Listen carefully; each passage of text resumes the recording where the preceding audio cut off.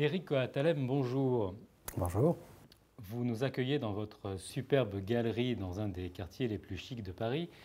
Pourriez-vous nous dire comment vous êtes arrivé jusqu'ici? D'abord, moi, c'est une passion, parce que depuis que j'ai 11 ans, je ne pense qu'au tableau. Donc c'est déjà une affreuse maladie. Néanmoins, je suis dans cette galerie depuis 7-8 ans. Et cette galerie a été créée en 1923. Et depuis cette date, vous n'y trouvez que des tableaux, dessins et sculptures français du XVIIe au début du XIXe siècle. Est-ce qu'il y a une période particulière qui vous intéresse plus que les autres, ou votre paysage d'achat ou d'intérêt est très large? J'ai beaucoup travaillé le XVIIe siècle, qui est une période que j'adore. Mais évidemment, si vous aimez le XVIIe siècle, vous devez comprendre le XVIe et comprendre le XVIIIe. Mais ici, vous ne trouverez que des œuvres du XVIIe et XVIIIe jusqu'à 1830-40, pas plus.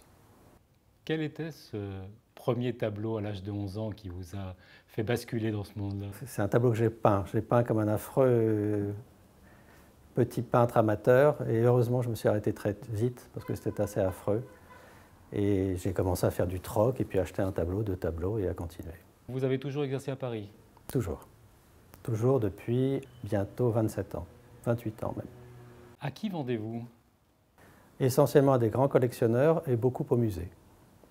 Et musées du monde entier, le Getty à Los Angeles, le Metropolitan, le Louvre, Stockholm, enfin un peu partout dans le monde. J'ai vu en préparant ce tournage sur votre site web que vous faisiez régulièrement des expositions qui vous donnaient l'occasion de faire des catalogues. Est-ce que c'est quelque chose que vous faites régulièrement? Alors, j'ai un principe, c'est d'apporter une pierre à l'édifice, et je pars du principe que les catalogues sont un vecteur de culture et d'information pour tout lecteur. Donc, tous les ans, on fait un catalogue d'œuvres sur papier. Puisque je participe au Salon du dessin, je fais un catalogue spécialement pour ça. Et on réalise une exposition tous les 2 ans environ, avec un thème précis. La dernière, il y a un an, où la galerie était remplie de 35 natures mortes du XVIIe siècle, qui a donné lieu à un catalogue qui est ici. Mais ça, c'est un travail de plus longue haleine. Donc, un catalogue par an, toujours, quelquefois un autre. Vous avez voulu nous présenter plusieurs œuvres représentatives de votre activité.